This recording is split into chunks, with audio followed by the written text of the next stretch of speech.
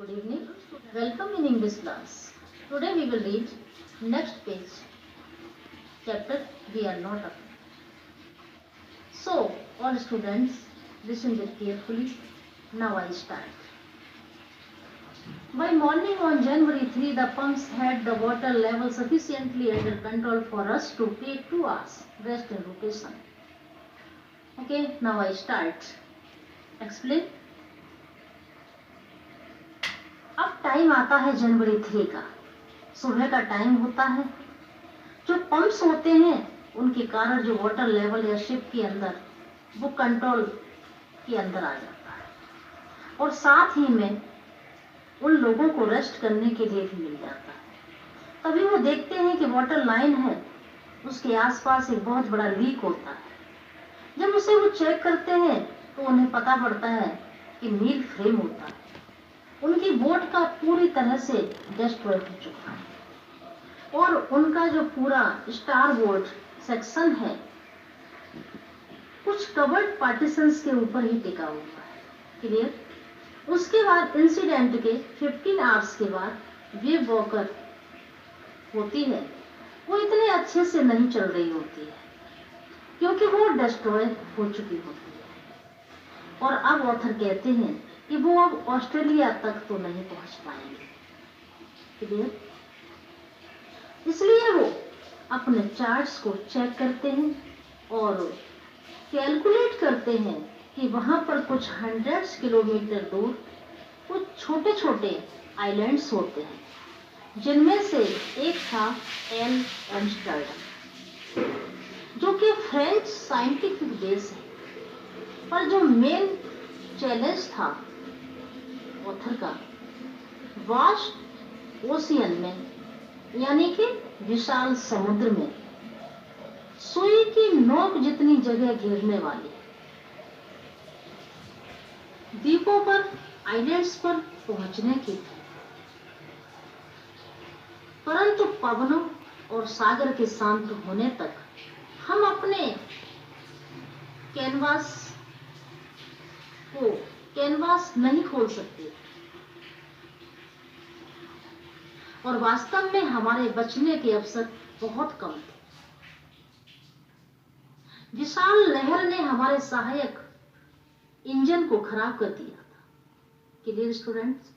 तो इसमें आपने देखा कि जो ऑथर का जो चैलेंज था, वो चैलेंज क्या था? सिर्फ वास्ट ओशियन में एक सुई की नोक के बराबर, एक सुई की नोक जितनी जगह घेरने वाले एक आइलैंड को सर्च करने का था, जो कि उनके लिए एक बहुत बड़ा चैलेंज था। Understand student?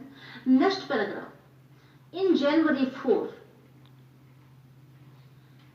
अब टाइम आता है जनवरी 4 का और उस वेव को हिट किए हुए 36 आवर हो जाते हैं।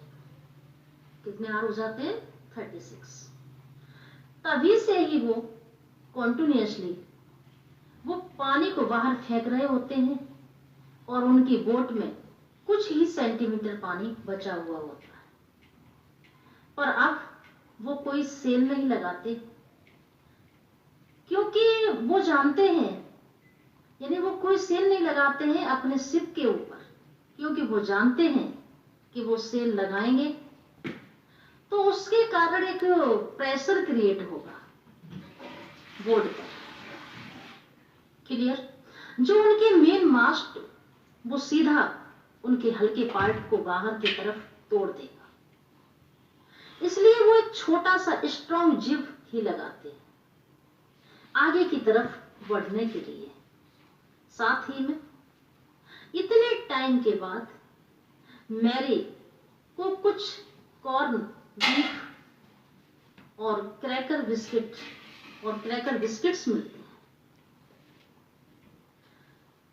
तो ऑलमोस्ट 2 दिन में कुछ खा रहे होते हैं, यानी first meal in almost 2 days। But ये रिलैक्सेशन का टाइम था वो बहुत ही छोटा था। Understand students? Next, what our respite.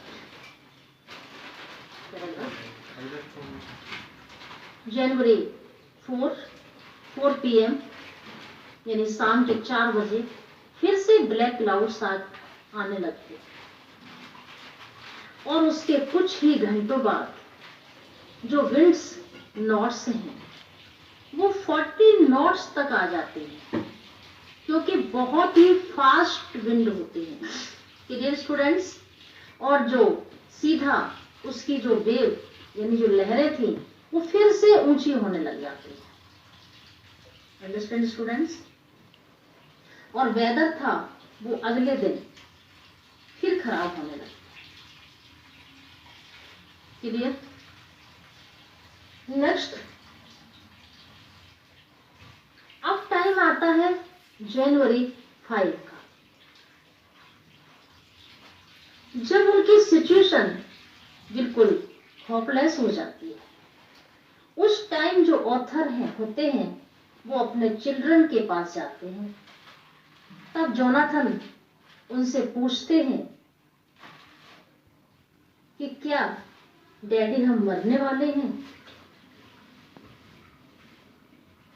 जो ऑथर होते हैं उन्हें विश्वास दिलाते हैं कि ऐसा कुछ नहीं होगा। तो तभी जोनाथन कहते हैं कि उन्हें कोई डर नहीं मरने का, क्योंकि वो अपनी मम्मी और बहन के साथ, वो कहते हैं we aren't afraid of dying. We can all be together. You and mummy, Sue and I. वो कहते हैं कि यदि हम सभी एक साथ इकट्ठे मरे तो हम इस मरने से नहीं डरते, तुम और मम्मी, शिव और मैं। Is it clear?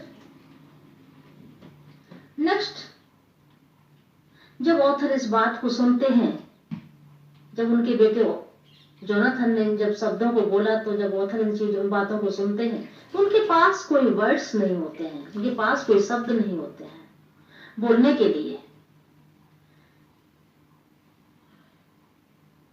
कि साथ ही में वो बहुत ही, लेकिन वो साथ में क्या होते हैं, फिर बहुत ही डिटरमाइंड हो जाते हैं उस चीज से फाइट करने के लिए, और वो सीधा जाते हैं स्टारबोर्ड साइड पर, जो कि काफी वीक हो जाता है। उसको प्रोटेक्ट करने की कोशिश करते हैं। साथ ही में वो इम्प्रोविज्ड सी एंकर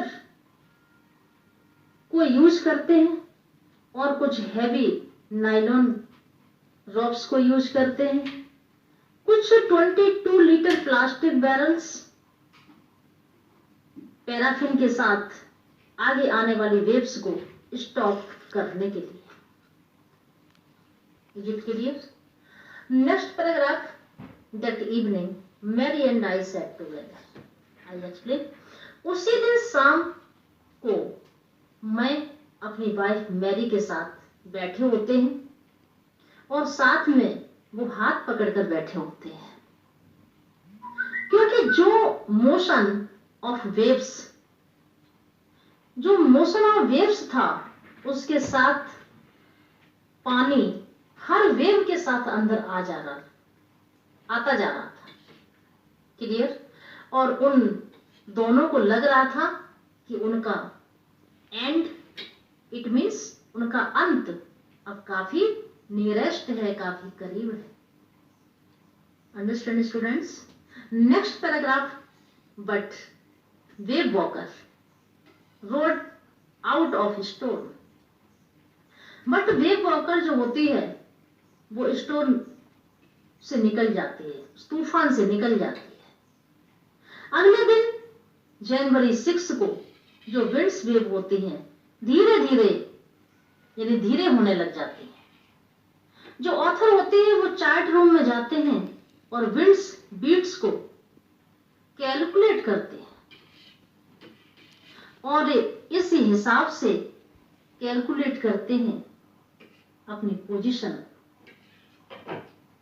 और वो कुछ डिटरमाइन करते हैं कि वह कि कुछ 1,50,000 किलोमीटर यानी 1,50,000 kilometre wide ocean, ocean means यानी वो सागर में, वो सिर्फ 65 किलोमीटर यानी 65 किलोमीटर एक वाइड आइलैंड को ढूंढ रहे होते हैं, एक विस्तृत आइलैंड को, एक द्वीप को ढूंढ रहे होते हैं। Clear students? Next paragraph, while I was thinking, Sue, moving painfully, joined me. The left side of her head was now very swollen and her blackened eyes narrowed to slits. She gave me a card she had made. जब मैं सोच रहा था, यानी कि इनमें से कि तभी जब ये काम कर रहे होते हैं, यानी वो आइलैंड को सर्च कर रहे थे ऑथर, तो तभी उनकी बेटी सुजैन आती है उनके रूम में। सर पर जो चोट लगी थी उस पर काफी ज्यादा बुरी तरीके से स्वेलिंग आ जाती है, यानी सूज जाती है, और उसकी जो आंखें होती हैं वो बहुत ही छोटी हो चुकी होती हैं उस बम्प के कारण जो सुजैन के सर पर था। क्या था सुजैन के सर पर? बम्प।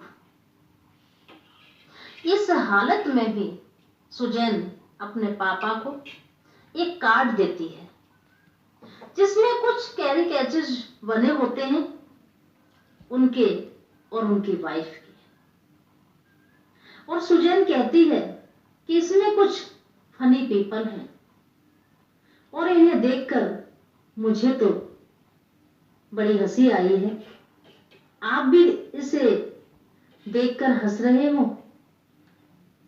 साथ ही में अंदर एक मैसेज होता है उस कार्ड के अंदर कि वो उन दोनों को काफी प्यार करती है।